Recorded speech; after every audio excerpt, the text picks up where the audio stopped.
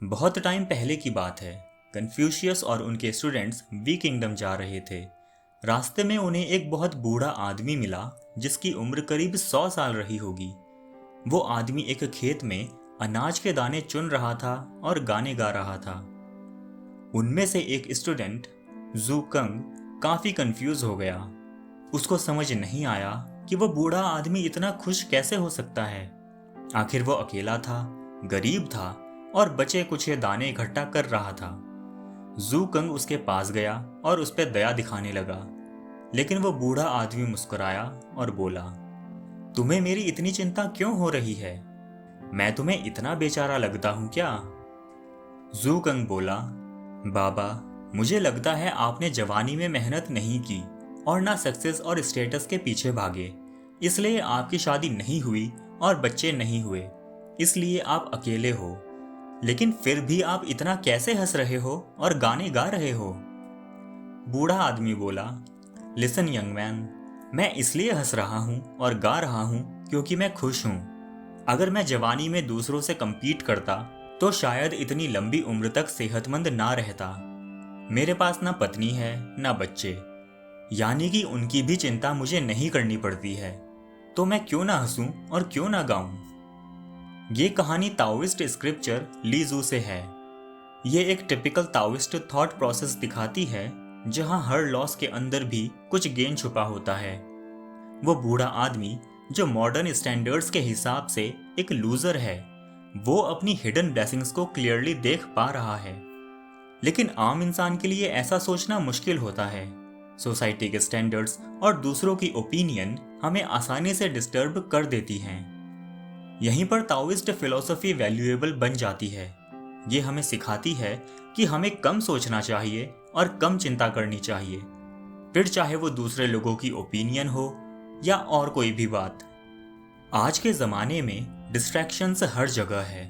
जिंदगी स्ट्रेसफुल है, लोग बर्नआउट हैं और डिप्रेशन से गुजर रहे हैं। तो आइए इस वीडियो में हम 3 ऐसे ताओइस्ट आइडियाज़ एक्सप्लोर करेंगे that will help you to care less in this overly serious and overthinking world. Zhuangzi ने देखा था कि लोग फेम, वेल्थ और स्टेटस के पीछे पागल होते जा रहे हैं।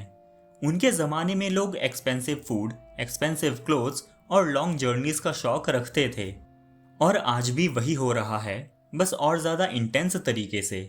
आज का मीडिया और स्पेशली इंटरनेट हमें हर वक्त प्रेशर करता रहता है एक लग्जूरियस लाइफ जीने के लिए। हमें हमेशा नई चीज़ें चाहिए और महंगी चीज़ें चाहिए। हम अपने करियर में हमेशा आगे बढ़ते रहें, हमारा घर बड़ा हो, हमारे पास लग्जरी कार हो। अब ऑब्वियसली अपनी लाइफ से ऐसी एक्सपेक्टेशन रखने में कुछ गलत नहीं है, लेकिन जुआंगजी कहते हैं अगर लोग ये सब नहीं पाते तो वो उदास हो जाते हैं और डर में जीने लगते हैं। जब आप एक लग्जरी चीज़ ले लेते हो, जैसे महंगी कार, बड़ा घर, महंगे गैजेट्स, तो कुछ टाइम बाद वो एक्साइटमेंट खत्म हो जाती है। लेकिन चीज़ें खरीदने के लिए आपने जो लोन लिया था उसकी ईएमआई तो चालू ही रहती है। ये रेस कभी खत्म नहीं होती और आप पोजेशंस के गुलाम बन जाते हो। और ये जिंदगी जीने का वो तरीका है जो आपकी बॉडी को बुरी तरह से थका देगा। और आज की जनरेशन जिस हद तक स्ट्रेस, एंजाइटी और डिप्रेशन का शिकार है, उसको देखते हुए यही लगता है कि जुआंगजी ने बिल्कुल सही बोला था। सोसाइटी में पॉवर्टी, एनोनिमिटी और इररिलेवेंस को नेगेटिविटी से देखा जाता है। Losers are the modern day untouchables.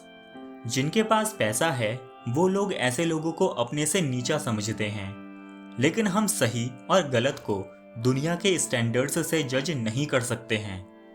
वो वी यानी कि डूइंग नथिंग हमें परफेक्ट एंजॉयमेंट की तरफ लेकर जाता है।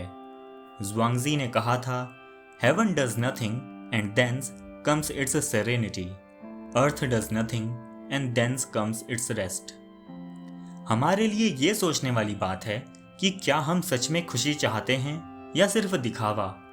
क्या ये एक्सटर्नल थिंग्स हमें सच में खुशी दे सकती हैं, या खुशियां हमें लाइफ की सिंपलेस्ट चीज़ों में ही मिलती हैं। क्या पता हम उदास इसलिए हैं क्योंकि हम हमेशा खुशियों के पीछे भागते रहते हैं। शायद जब हम खुशी के पीछे भागना बंद कर दें तभी हमें असली खुशी मिले। आज की सोसाइटी एक अचीवमेंट ओरिएंटेड सोसाइटी है। ये हमारे ऊपर एक कांस्टेंट प्रेशर बना के रखती है कि हम प्रोडक्टिव बने, यूजफुल बने और किसी काम के बने। हम एक सेल्फ एक्सप्लॉइटिंग मेंबर बने इस कैपिटलिस्ट सिस्टम के, और तभी हमें रिस्पेक्ट मिलेगी। लेकिन अगर हम इसे एक ताओइस्ट लेंस से देखें तो ये बस एक सिली गेम है, और हम सब इस गेम में फंस चुके हैं। हम अपनी लाइफ को वैसे जी रहे हैं जैसे सोसाइटी चाहती है कि हम जिएं, क्योंकि हमारे अंदर एक डर बैठ गया है कि अगर हम वैसे नहीं जिएंगे तो ये सोसाइटी हमें पसंद नहीं करेगी और हमें वर्थलेस और इनएडुकेट समझेगी। हम अपनी सारी उम्र बिता देते हैं वो सब बनने की कोशिश में जो सोसाइटी को वैल्यूएबल लगता है, like having many friends, having a good job, starting a family and being a useful member of society. I am a hard working, God fearing, freedom loving Indian and I am proud of it.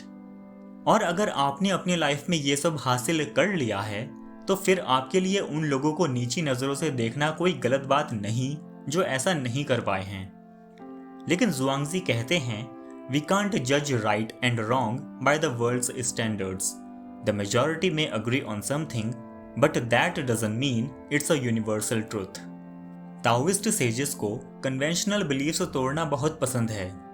मान लीजिए अगर हर कोई ये समझता है कि unambitious होना बुरा है, तो जुआंगजी के हिसाब से लोग इस डर में जीने लगते हैं कि कहीं उन्हें अनएम्बिशियस ना समझा जाए, और फिर वो प्रमोशंस के पीछे भागते हैं, अपने करियर गोल्स का दिखावा करते हैं और अपने नए रोल्स और फ्यूचर प्लान्स पर घंटों बातें करते हैं, सिर्फ दूसरों को ये दिखाने के लिए कि वो ड्रिवन हैं और तारीफ के लायक हैं। जो लोग ऐसे एस्पायरेशंस नहीं रखते उनका समाज में अक्सर मजाक बनाया जाता है, और ये सोच कई लोगों के लिए बहुत स्केरी होती है।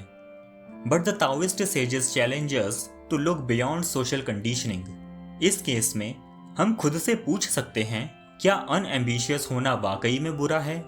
Is following your ambition really worth the daily stress?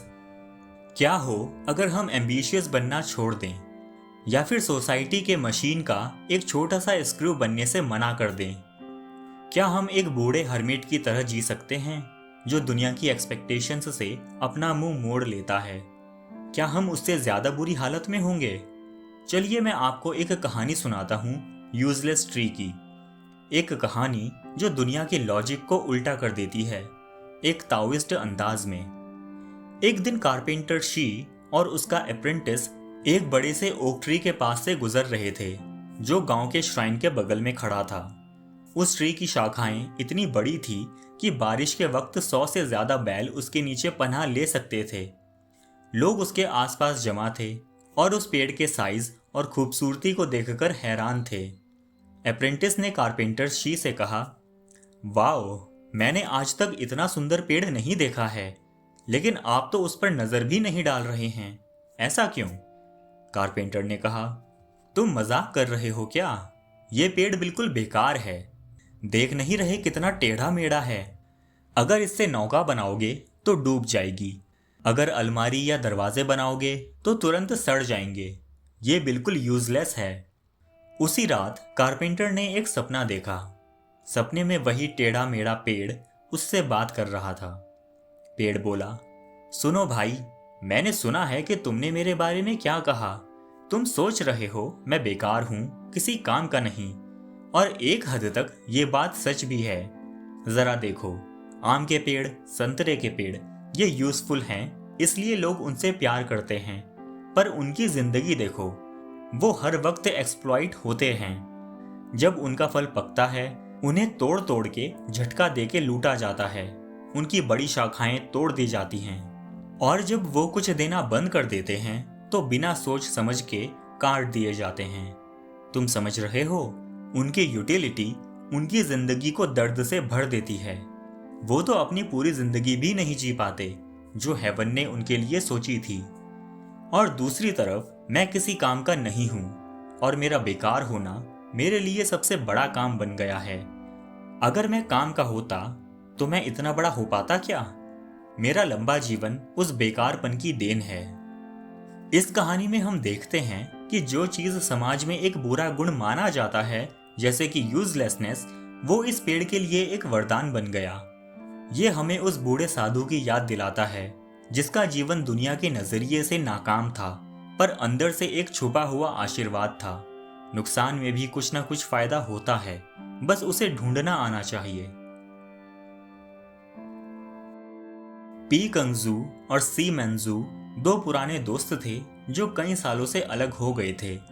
वो दोनों एक दिन अचानक फिर मिले। पी किंगजू हैरान रह गया कि उनकी जिंदगियां कितनी अलग निकल गई हैं। उसका पुराना दोस्त अब एक रिच, सक्सेसफुल एंड रिस्पेक्टेड आदमी बन चुका था। वो एक गरीब इंसान था जिसे लोग ज्यादा पसंद नहीं करते थे और ना ही उस पर भरोसा करते थे। पी किंगजू ने शिकायत करते हुए कहा, जब हम दोनों ने सरकारी नौकरी ली थी, तुम्हें तरक्की मिली और मुझे नौकरी से निकाल दिया गया। जब हमने खेती की तो धरती ने भी तुम्हें साथ दिया और मुझे नहीं। जब हमने साथ मिलकर बिजनेस किया तो तुम प्रॉफिट कमाकर ले गए और मैंने सब कुछ खो दिया। ये सब कुछ कितना अन्याय है। शी मेंजू ने कहा, मेरी सफलता इसलिए है क्योंकि मैं तुमसे ज्यादा वर्चुअस हूं और इसीलिए लोग मुझे ज्यादा वर्दी समझते हैं। ये बात सुनकर पी किंगजू तो बिल्कुल टूट ही गया, जैसे उसके चेहरे पे एक थप्पड़ लग गया हो। फिर शी मेंजू एक गांव के साधु से मिलने गया और उसे ये बात बताई। साधु ने पूछा, तुमने अपने दोस्त को ऐसा क्यों बोला? शी मेंजू ने जवाब दिया, पी किंगजू बस ये बर्दाश्त नहीं कर सकता कि मैं उससे ज्यादा वर्दी हूं। पर साधु ने उसे सुधारते हुए कहा, वर्दी होना सोसाइटी या पॉलिटिक्स की सफलता से नहीं नाप सकते।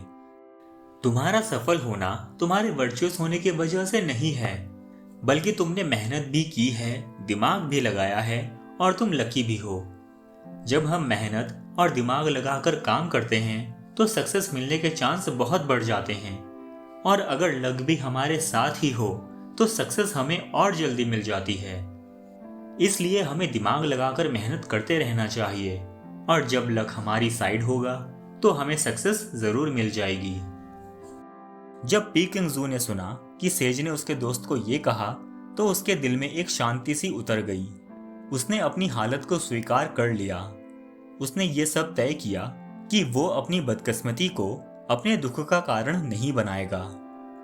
जिंदगी में बहुत कुछ हमारे कंट्रोल में नहीं होता है, लेकिन हम अपना नजरिया जरूर बदल सकते हैं। अक्सर सबसे बेहतर रास्ता होता है छोटी छोटी चीजों को जाने देना और जिंदगी को उसके फ्लो में बहने देना। क्या जिंदगी जीने का कोई और एटीट्यूड हो सकता है जो इस फास्ट स्ट्रेस्ड वर्ल्ड में इतना सुकून दे सकता हो? सोचिए, कौन ज्यादा सक्सेसफुल है, वो अमीर आदमी जो हर सुबह डिससेटिस्फाइड होता है और रोज कुछ और पाने के लिए भागता है, या वो गरीब आदमी जो हर सुबह खुशी से उठता है और जो कुछ भी यूनिवर्स उसे देता है उसे वो एक्सेप्ट कर लेता है? आई होप ये वीडियो आपको अच्छा लगा होगा। Thank you for watching and thank you for subscribing.